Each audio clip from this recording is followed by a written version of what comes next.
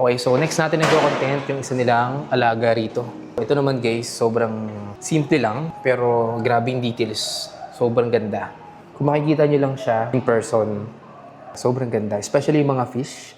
Next is itong isa sa pinaka-favorite kong gawa nila kasi napaka-peaceful and natural lang yung gawa nila rito. Kung makikita nyo merong isang driftwood na naka-extend o lagpas siya dun sa aquarium which is nagdagdag ng additional details sa tank. And may mga submerged, immerse plants din silang ginamit.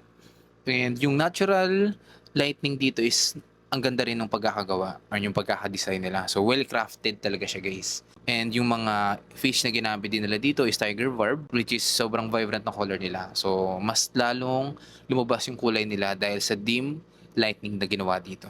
And may kita nyo sobrang natural lang din talaga yung kanilang pagkakadesign dito. And kudos syempre sa kanilang nagme-maintain nito. So sa mga interested mag-visit sa shop nila, lalagay namin sa description yung kanilang address.